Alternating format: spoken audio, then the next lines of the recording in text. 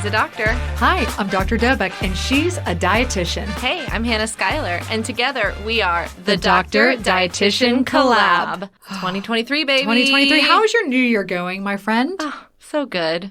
So Yes. excited for this year. I know, me too. I know your big trip is coming up. So soon. Oh, Like getting... are you ready? Never. No, never ready for that. How long are you going? Just like a week. Oh my gosh, Italy. Gosh, have you ever been there? Mm-hmm.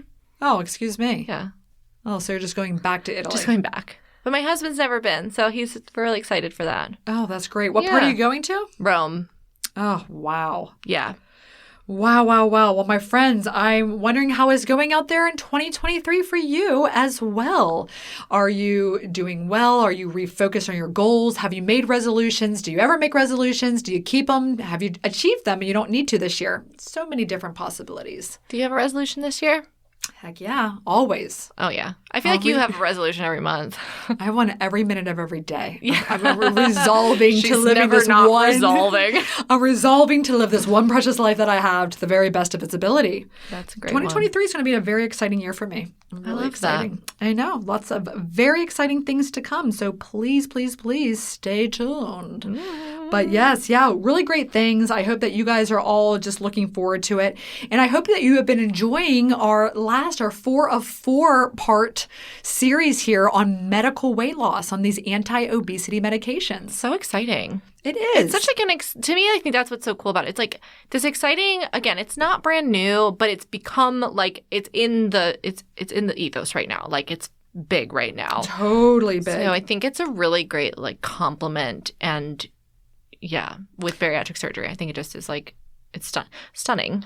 I think so too. And do you want to refresh everyone's memory for who even qualifies for these medications? Yes. So if you are BMI of 27 to 29.9 and you have a qualifying comorbidity such as high blood pressure, high cholesterol, assorted diabetes is a big one, those kinds of things, or if you have a BMI over 30 without a related comorbidity or with one, and if you are a weight loss surgery patient, you would qualify for them. Totally. So some of you finally have been waiting for this one because we're going to talk a lot about today about, all right, I qualified.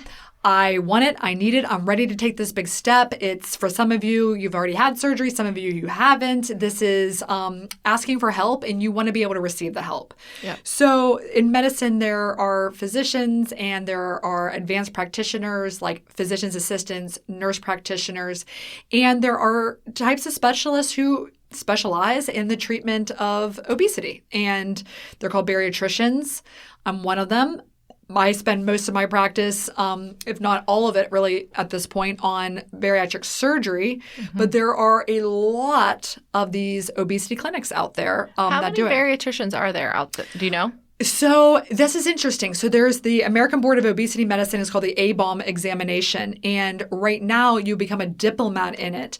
And so it's not like its own board certification, if you will. So for board certifications, like you do a residency for it. It's like required to do a certain number of hours of training under like this apprenticeship type of a model and learning from mentors who are like attending levels. Right. Well, at this point, there has been, it's actually kind of interesting.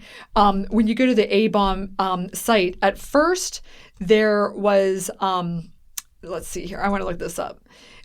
There was, like a few hundred that would take this exam every year. And then all of a sudden it went ballistic because we are still kind of grandfathered into it. So, it's like, why certify? So it says obesity is the most prevalent chronic disease in our society, yet many physicians are not trained in how to manage it, which is what this whole podcast is about. The American Board of Obesity Medicine certifies that physicians looking to bridge this gap. And that's like, again, why I decided to take it, that I wanted to really just understand more about these meds so that I felt like I could safely prescribe them and not be intimidated by it. And I'll be honest, I just think as a physician, I'm a medical doctor, when people ask me questions about them, I was embarrassed. I was like a little bit intimidated to be like, oh, I don't prescribe those. I just was using some ignorant, old school, kind of outdated, really just not even using evidence-based thinking on them. And I wasn't prescribing them. So I didn't go there. But to answer your question, I think that there are, I think like a few thousand a year now that that go for this whole thing. So it could be like a primary care doctor who's done like this certification in. Absolutely. So that's one of the big things is that, okay, you're trying to find a provider that does this. And so, again, you can Google it. And sometimes there are primary care providers that's a big part of their practice, but they're not like specifically like on the door. They do many things. They do a high blood pressure and your sleep apnea and your knee pain and everything in between. They're like a general practitioner of that sort of thing. But sometimes there are clinics that are dedicated to it. And that's really kind of, it's hard to find them. Unfortunately, even though there's a lot of people who do it, like myself, I still primarily just practice surgery. Right. And I know my gynecologist, she has it. Okay. Shout out to Dr. Indrika Hinton in Baltimore, Maryland, because she has the ABOM certification. I'm like, more power to you, girlfriend. Do you still go back to Baltimore for your... You know what? This is a serious problem for me, actually. I know. I like trust no one. Like, what's my problem? I know. I need to establish care here. Help me. Tell me a good gynecologist in the area. Yeah, we need to do that offline. We'll talk about me and my gynecological issues as we somehow constantly publicly discuss here as well. So now the thing is, all right, so you finally find a provider and you need to be able to have the evaluation, again, looking very thoroughly, listen to episode 1 of this 4-part series of, okay, what medications are you on? Are you on ones that are causing you to gain weight? If so, let's change it to something more weight neutral or losing weight.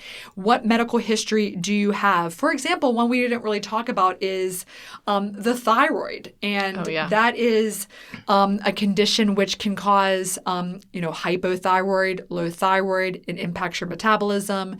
You need to make sure that you have your thyroid checked as part of this evaluation to know that, okay, let me get on that medication. Even your vitamin levels, vitamin B12 in bariatric surgery world, even though normal is like 250 to 1,100 or so, we want your B12 to be greater than 500, for example. There's like a whole host of different labs, nutritional labs, mineral labs, lipid panels, looking at your cholesterol, and just having like a baseline picture of your health, your complete metabolic profile, your CMP, your complete blood count, your CBC. Are you anemic? Like, what's your baseline? Yeah. What's going on there?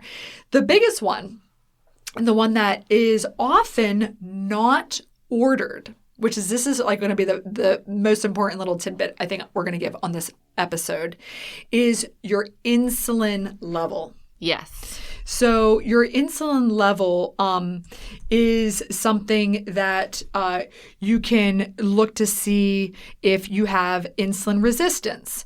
So you would essentially, like normal fasting, by the way, don't eat or drink before these labs, and your provider, whoever orders them, we need to do our disclaimer, will say, how exactly to get these levels done. But normal fasting insulin levels range between about 5 and 15. But they'll say normal needs to be like lower than 12. So, all right, that's normal. That's great. So what you consider to be hyperinsulinemia, higher levels of circulating insulin. So therefore, it's considered to be associated with insulin resistance, therefore, is a level of 30 and above. Okay. So in other words, okay, you're having this whole evaluation. I want to see if I'm a diabetic. I want to see if I have insulin resistance. Traditionally, you'll get a hemoglobin A1C, and if that's above 6, that's when you're into the insulin resistance, 6.5. Okay, now you're like a diabetic and need to be on medication. Right. If you have a fasting blood sugar level that's higher than, I think it's like 105 or something, then you start to kind of look into this. Insulin levels are a way of saying that, that you probably have an issue where you need to have a medication to treat it. And this is a way that can diagnose you kind of a more a novel way, maybe. I don't know if it's novel or not, but endocrinologists often use it, but for your provider to see if you need to be on these injectable medications that specifically will decrease your blood sugar levels. And decrease your insulin levels too, right? Exactly. Yeah. And it's going to decrease your insulin levels by making just the pancreas more effective with the beta cell life and how like the insulin comes out. So your body's not going to be churning out too many things as well. So essentially, like when your body digests highly processed, high carbohydrate foods very quickly, it'll cause your blood sugar level to spike. This puts a lot of extra stress on your pancreas to produce a lot more insulin, which over time is what leads to the insulin resistance. Right. And so that can be measured by these extra high levels of insulin in your circulation because your body's just constantly like, all right, come on. Yeah, like I got to keep revving this up. out. I'm just churning and churning and churning your insulin. So that would be the best way for you to be able to see if I should have these medications prescribed for me. And now really quickly do our disclaimer. Remember, this is not medical advice. It's not intended to replace medical advice. We are just giving you information about these medications, and always see your own practitioner. Find a new one if you need to. And in case of an emergency, call 911. Exactly. Now, also a little disclaimer or a little tip here. We would love you to subscribe on our drxdietitian.com to our episode guides. And what we're going to do is we're going to create an episode guide this is sort of like the summary, the conclusion of this 4-part series here. I'm going to really want to make sure that we make sure our listeners know exactly what they need to know. So we're going to talk about the types of medications. So episode 2 is about pills. Episode 3 was about those injectable medications. And we want to really break it down, simplify it for you, make it a little fun, inject a little personality into this bad boy about the pharmacokinetics and how do these things actually work? Where do they work? What part of the body? That's the most fun topic I could ever think of. Oh my gosh, yes. Some of you are going to be like, you know what? I'm going to run, not walk. I'm going to run to get my medical degree. I'm going to get my registered dietitian's license. Like this sounds like a really fun thing. Pharmacokinetics, y'all. Bachelor's of Science coming your way. This is what you learn about. We're going to talk about how they work, where they work, why they work, when to start them, what are the indications, who qualifies, what's first line, the dosing of these. A lot of these things, as we talked about, is whether it be pills or these injectables, the side effects can be kind of tough. And so you don't want to just go for the full dose. You want to see like, how do I do at a lower dose? Can I stay on a lower dose and it still be effective? And how do I try to minimize the risk of these side effects, especially the GI types of side effects, the gastrointestinal distress, the nausea, the fullness, the slowing of the gastric emptying, the slowing of the transit or the motility as well. And that goes into the side effects. And we talk a lot about those things with the medications that are like phentermine and just what to expect. Yeah. And how you gave some great tips on episode 2 about, are you got dry mouth? Do this. If you have constipation, again, we're going to have a whole episode on constipation. Yeah. I actually think we should combine it into the triple Ps. Pee, poop, and periods. All right, we'll do it. Let's do it? Sounds fun. Let's do it. All right. And then we talk about like how long you should stay on these medications. And that's a big question. Like, this is working. This is life-changing. I don't want to get off of it. And then it's like, but how do I feel about having to take a medication for life? Yeah. And I think that's another place where it's, again, we've talked in the last episode about how a lot of this stuff is pretty new and emerging. And there's some thought that some people might titrate off of these medications. There's some people that might need them for longer term. Like that is all still, coming in, and we're always learning more about those things. So I think that's going to be something super interesting as well. Exactly. And I do think that a lot of these, you got to look at it like, again, obesity is a disease. It is a chronic disease. It is a lifelong disease that you're going to have a daily kind of struggle with. I mean, every day you have to deal with this condition, that the hand that you've been dealt, and how do you deal with that? And I think that you got to look at it as such. And so, like, if you have high blood pressure and you take a pill for that, sometimes you take a pill for high blood pressure to the end of your life. Yeah, and that's something that, I mean, there's still constantly clinical trials and but I do think that these medications can all within the properly selected patient and all Yeah. those good things, actually be safely taken and stayed on for the rest of your life. Right. So it's just, okay, again, how do we navigate insurance? And I'm going to tell you guys a few tips here momentarily. And then again, we talked a lot, especially about this during the pill episode, about when do you decide that you need to increase the dose, have another medication, or just change the whole thing altogether. It's not working or having side effects. It's just, kind of not worth it. So we're going to talk about all of that. So let's see here. We are going to talk a little bit about the insurance coverage of these medications and how you can really navigate that. The best way, it might sound very strange and lame, is actually to go to the drug manufacturer website. Yeah, they're super useful websites, I will say. They are, and they have a lot of consumer or patient information out there. There's a lot of information for providers, some like dosing guides. Yeah, if you're a provider, I would say definitely check out that like for providers only section. Exactly. If you're listening to this. Yeah. Always look at those. Or somebody adjacent to a provider, like a dietitian or somebody who works, we're not actually prescribing the medications, but getting that information can be really helpful. Exactly. So you can just simply Google like ways to gain coverage for Wegovy. It'll take you directly to its semaglutide, its Novo Nordisk. It takes you directly to their once weekly Wegovy injection website, which once you get to that whole 5 months of titrating up, you'll be at that maximum dose of 2.4. But just some of you here, it says, they give you great scenarios. They really make it easy for you. I love this. I have employer covered and or private insurance. So my employers decide prescription benefits for their employees. So if your company, let's say you work for Disney, for example, or you work for Florida Blue, believe it or not, or Lockheed Martin, those companies actually have opted into anti-obesity medication coverage, for example. That's awesome.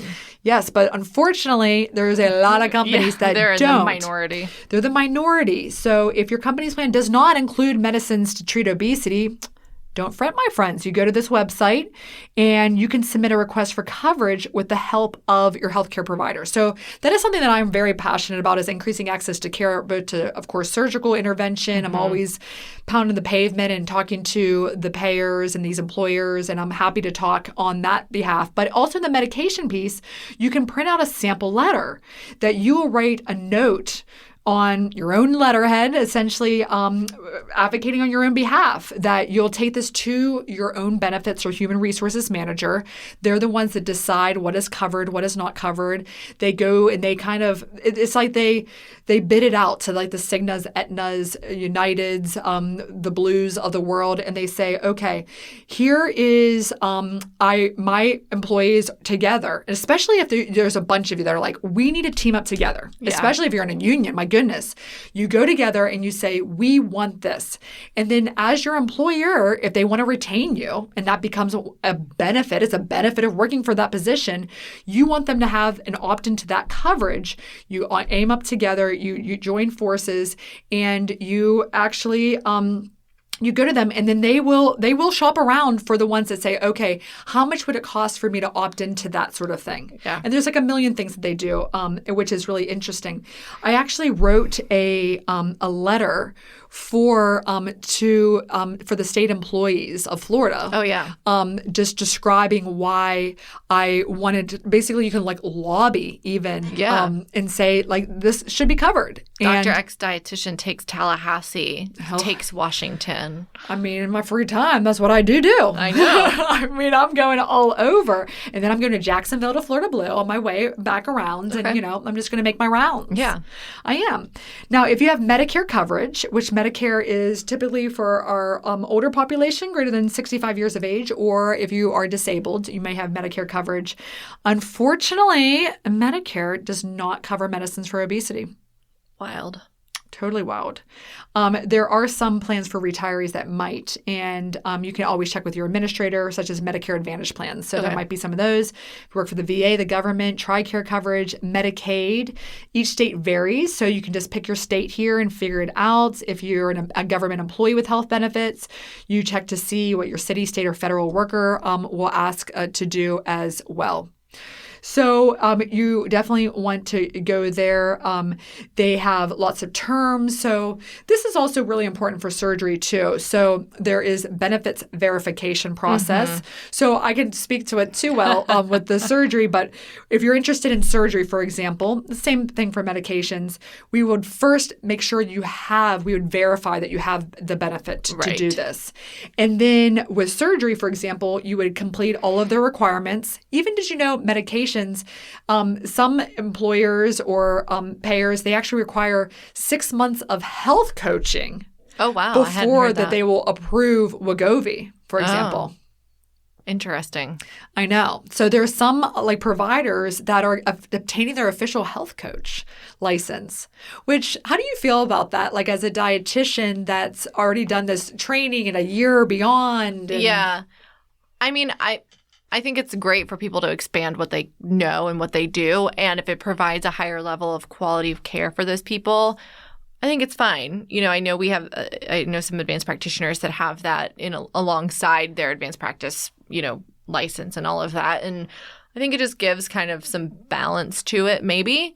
Because there's also like levels, I think there's different health coach certifications. Like there's like the legit one, and then there's that takes like a year. Like it's not, as far as I understand, it's like a big commitment. It's not like a weekend course that you do at the Hilton, that's 3 hours. Lovely. Yeah. Yeah, it sounds great. But it's like not legit. It's not legit. It's the same people who are like, oh, I'm a nutritionist. And like, please tell me what that means. Oh gosh, I know. So I think I think there's kind of that. But then, there's people who are maybe master's or PhD level in nutrition, but they're not a registered dietitian. Like they're still credible because they have that training, so I think you have to kind of look at that nuance of like That's with true. health coaching or something like that. I know. I've said millions of times, I've always been obsessed with the GI tract, the gastrointestinal tract, the digestive system. Obviously, I was at my kids' school. If you guys follow me on Instagram, Dr. Dovek, and I taught them how food becomes poop. And I really did fall in love with it in college. So I did get my nutrition bachelor's of science degree, but I am not a registered dietitian. So no, she's a DR, not an RD.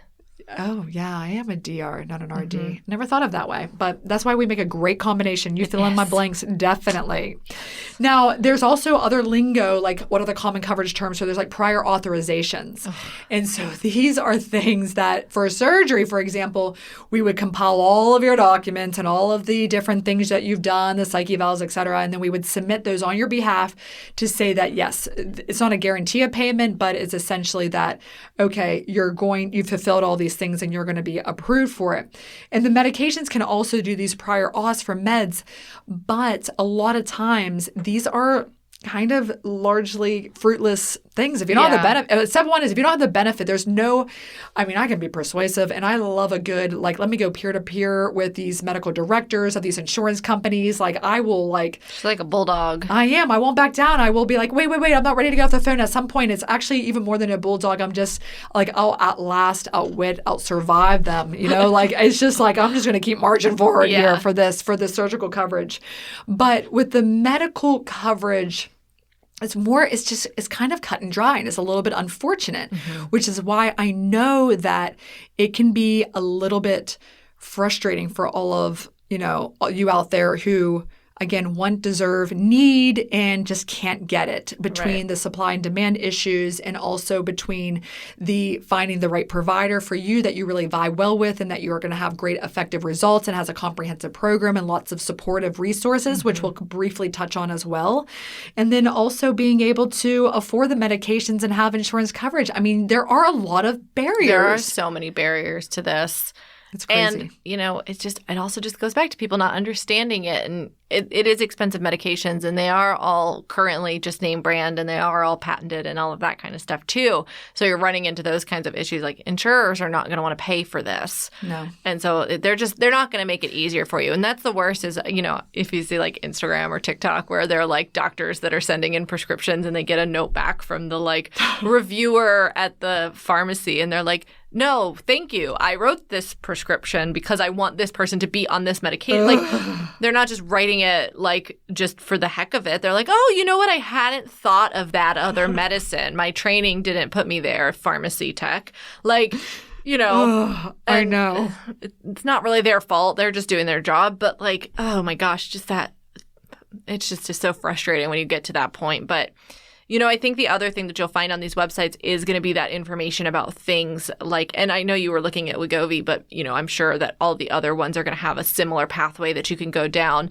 It's also going to talk to you about their like coupons. And so the coupons are going to be, they'll say who qualifies for them. If you have coverage or if you don't have coverage, but you have insurance or you don't have insurance or XYZ, like it'll explain all of that on there. And then you can get them, at a discount, but it's another place that so like I know Mounjaro is like $25 a month. I think Wegovy is the same. They have a coupon, or they did. They don't have it anymore. No, please, that got them there. It exploded so much that there's no coupon available anymore. My gosh. So, those types of things may come back in the future because you'll see them on other medications too. But looking at those, and then again, that's another place you have to advocate for yourself, because sometimes you'll take that to the pharmacy and they'll put it in and then they'll say, oh, no, it didn't go. And it's like, well, no, then you need to call the insurance. You need to call and resolve this. Like you can't really be the middleman in some of these situations. Like you can't write a prior authorization on your own behalf. Like it has to come from somebody, but like pushing for it and really getting them to make those phone calls, call your insurance company, have them call your insurance company, look at where you're getting the medications, like threaten to go to another pharmacy and see what happens. Like sometimes that can really kick them in the butt a little bit. Exactly. And it's just so crazy. There are advocacy groups. For example, there's something called the Obesity Action Coalition, which is obesityaction.org. And it's, it's this place where they can help you both with surgical coverage, with medical coverage, education and support, learning about obesity, lots of different links and things like that.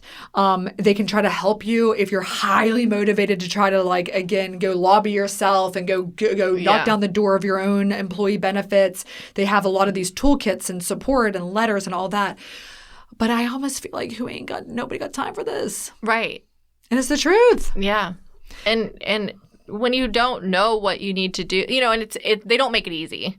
No. It's very intentionally a lot of layers and a lot of different things. So exactly. So we need to make it easy. And I think that's something that the way I deliver medicine, I'm super passionate about, is like making it as frictionless as possible, that offer virtual care appointments. I mean, again, nobody got time for this stuff. It's like we're all really busy. And like, how do you offer people the care that they want, the way that they want it, when they want it? And that's something that hopefully, we'll all together be able to rise everybody up to be able to get the same experience, which we've talked about at length, and the quality of care and the access to care, to all of these things that they need. And that's really what we want you to do. We just want to provide you with tools. So we're going to have a lot of these templates. We'll put them on our website as well, so that you can certainly use these things and be able to fight for your own thing, understanding access to care, understanding the treatments available, understanding weight bias, going to your state agencies. There's actually state obesity fact sheets, for example. And here we are coming live from Orlando, Florida here. Florida ranks 42nd in states impacted by obesity. Okay, that's not bad. Yeah, 42 out of 50. That's not bad. 35% of Floridians are normal weight. 28% of adults in Florida have obesity, and 35% are overweight. So when you look at those numbers there, it's 65% roughly are either overweight or obese in the state of Florida. Yeah. 65%. And what's crazy? The Florida healthcare plan doesn't cover it. Oh, I know. The open marketplace insurance. We got a lot of work to do. Yeah. The total cost of obesity in the United States is $1.7 trillion, my friend. Crazy. It's crazy. It's almost 10% of the total gross domestic product is attributed to obesity. Wow. So I don't understand. There's just so much. It's just so exhausting. But we must be able to overtake all of this stuff. So there's lots of good information out there. Some of it is like useful. Some of it's boring. Some of it is just staggeringly shocking. Yeah. Some of it's overwhelming. It is overwhelming. You know? I feel a little bit intimidated and overwhelmed, but that is why we're doing this. Is about awareness, is about breaking down the stigma around this, that this is a disease, and how do we help you to get what you need. Right. And on that note, I'm going to swing us a little off from that topic of insurance and coverage and all that, which is very important. It's super individualized, though, based on your plan and all of that. So, again, we just recommend being your own advocate. But something that comes along with taking these medications is going to be that other piece of the pie, that lifestyle intervention. And we've kind of touched on this in the other episodes. So I just want to go into a little bit more about, what does it look like when you're on these types of medications? Yeah. So that's so important, is this whole kind of all-encompassing type of a thing in the program. I mean, you'd be the best one to answer that. Yeah, so it's like that holistic look at what you're doing. So we add in the medication and, you're not feeling the hunger. You're feeling like the satiety. You're not having those cravings. You're, just like all of that. So sometimes, we want to make sure, A, that you are still eating, because this happens very similar with post-bariatric surgeon, patients. They are just like, I'm never hungry, so I just don't eat. And I think hunger tends to, on its own, get a bad rap. Hunger is not bad. It's just a natural, human process to be hungry when you want food. And so I think that it gets a bad rap. So when we decrease it, sometimes it's like, well, I'm just not feeling hungry, so I'm not going to eat. And so that's where it sometimes, and it hurts me a little to say it, but sometimes we have to eat when we're not hungry. And we have to override that because we know we need to still get in nourishment. We still need to get in our protein. We want to make sure, even with weight loss, we want to make sure we're protecting our muscle mass and getting in that protein. We want to get in our vitamins and minerals. We want to get in our fiber because, talk about constipation. Let's get some fiber in. Let's get some fluid in. So making sure that you're still continuing with that. But I think what these will give you the opportunity to do is to decrease that noise in your head that wants maybe the less desirable options. Maybe it's the higher sugar, higher carb kind of foods, or the snacky type of foods, or just things that are, maybe not what your original plan was. So I think that, we mentioned like the pouch resets or resetting the diet. And I think that's kind of what it does, is it's not that we reset to you're just drinking protein shakes for a week or something like that, but it resets you back to those basics of the first, couple months after surgery, where you're really dialed into that restriction and you're dialed into having just gone through all your education. So yeah, no, I think all of that is so critically important. Again, if you think that you're going to do any therapy of any type on an island by itself, it's not going to work. Right. And so you have to look at all of that in terms of the support and those sorts of things. But you also, you have to look at every aspect of your life. Yeah. And so then another one that comes into that would be exercise. So getting movement in, exercise is a great partner. And this is why you always hear it with diet and exercise, like those two together. The diet is going to push the weight loss. The exercise is going to push the weight maintenance. It's going to help to keep that muscle. It's going to help to keep your metabolism going. And so in the long term, getting in that daily movement. And with exercise, it doesn't have to be the gym. It can be simple as going for a walk. You can do Zumba classes. You can do, YouTube videos. You can do synchronized swimming. Whatever brings you joy. That was really, really random there. I know. Well, people like things. Maybe you like to roller skate. Maybe you like to hula hoop. There's just so many different things that are movement. And so whatever it is that brings you joy and will fit into your lifestyle is the best kind of movement. And even if you're starting with 5-10 minutes at a time, get that movement in. Because that's going to be helpful. And then another one, and I know we're going to talk on all these things. And I know we always say this. We're going to do an episode on that. We're going to do an episode. I know. And we will. We'll get there. We're only two of us, and we will get there. But sleep. And I think that kind of goes hand in hand with stress. Those two tend to really interplay with each other. But those are two areas of the lifestyle management, holistic view of this thing that great, we've put this medication in place and it's kind of helped with some of these other things. So now I can take the energy and focus on improving all these other lifestyle behaviors. Yeah, we need to do that. We need to do like an episode on like self-care and what does that look like. And I mean, I would love to know what that looks like for you. Like how do you unwind? Netflix, baby. Okay. I'm a loungy kind of gal. Oh my gosh, I know. Like she loves her cats, everybody. I do love my cats. They're so cute. I would be like, oh, Hannah has a new story. Oh my God, it's her cat. It's her cat again. Hannah and the cat. I'm by myself a lot, okay? Oh my God. I work from home and there's 2 cats there. So. I know. It's like, oh, wow. They're entertaining. There's her buddies there, you know? So, yeah, I mean, there's just so many things here about how to do it, how to make sure that you are looking at your whole body, like you said, holistically. Yeah.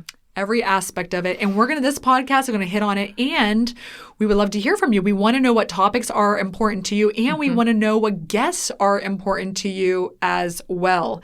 And, that's another one, just to touch on it while we're talking on this, therapy, working with mental health professionals. That's another really big important one that you might not think of if you're struggling with like a plateau or a regain or something like that. But like, let's pull back and let's look at that mental health space and see, is it impacted or is weight loss impacted by mental health? And, there's just so much that goes into that. Yeah, we need to have, I want to get Laura Grabo on this. I know you do. Oh, I'm obsessed with her. You My are? bariatric therapist on Instagram. Yeah. We'll see if she truly doesn't. She claims she does, but so she has to wait to the very bitter end of this podcast to see the 4-part series to see if we got her. I'm like, oh, somewhere along there's like a little hidden gem. Well, there it was. She's fantastic. She is fantastic. I just think she gets it, and I think that's what you need, somebody that just gets it. Yeah. I think we get it. I think so. I totally do. And not only that, but guess what? The rest of the country is too. USA Today published on December 4th, just last month, that there's a lot of thought about these weight loss treatments. We talked a lot about the meds. I mean, it's the cover of USA Today. And they're saying that these new medications can reduce weight up to 20%. We know that. Of course, providers caution on some of the risks. We're already covering that. But here's the thing that's just staggering. They estimate the weight loss medication field alone could generate $50 billion in 2030. Wow. That's insane. I know. I mean, if it's generating that and then there's like a $1.3 trillion deficit, does that count again? Like, does that help it? Does that help the deficit? It's too deep for me right now. I don't understand. It's late at night, my friends. Yeah. It's almost 9 p.m. We're still talking. We're getting a little bit loopy. I don't even know what we're saying right now. A little bit. So, no, I love it. But no, there's a lot of things. And I think that I hope that you guys really just have enjoyed this and have a lot of tips. And we want to hear from you. We want to stay connected to you. We want to know if you still have questions and all of that. And hopefully 2023 will bring us, you never know what kind of programs we're going to have and so much new things, so many good things. So exciting. Totally. All right. Well, as always, find us at drxdietitian.com or on Instagram at drxdietitian. And we'll see you next week. See you guys. Happy 2023 again.